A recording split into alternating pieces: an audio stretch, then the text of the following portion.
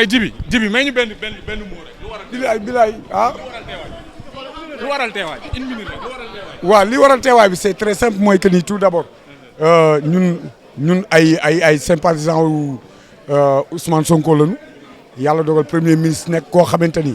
wax dëgg ne xel la am na yéene ci Sénégal yéenam boobu aussi lan koy jàppale pour que à ce que mu yeggale ko ndax wax dëgg ne xel li muy liggéey pour Sénégal bu baaxee ñëpp la baaxal te wax dëgg ne xel la dara gënu rëy réew mi loolu rek moo waraloon suñu teewaay fii tey ñu fas yéene nag jàppale ko à ce que mu am une majorité absolue à l'Assemblée nationale parce que tamit pour que mu mën a wéyal liggéey bi nga xamante ni sumb na ko. voilà mais par rapport ak situation bi nga xam ne ni am na ci biir réew mi jamono ji ci wàllu politique. c'est pas bëriwul lu ñu gis un artiste mu am benn position bu claire lan moo waral cette motivation là ba nga mën a taxaw affiché wu. wane nga ñi nga àndal. waaw xam nga tout d'abord xam nga Ousmane Sonko man dafa nekk nit koo xamante ni ku Afrique yëpp di tiitaroo man mu jege ma man bokk ak man réew mi yamul ci loolu.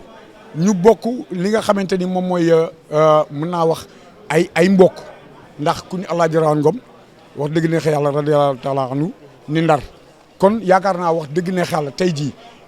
jàppale kooku ci jikkoom bu rafet ci am yéeneem bu rafet ci réew mi wax dëgg ne yàlla nit warul di ànd ak moom sax di ruus wala muy jéem a am lu muy xalaat ñun wax dëgg ne yàlla réew mi la ñu am rawatina koo xamante ni jàmbaar fàq tëdd la te it wane na ko fierté Afrique nag boobu nag. wax dëgg ne xaala balay ñeneen di ma ci jiitu man ma jiitu leen ci wax dëgg ne xaala loolu rek la waaw.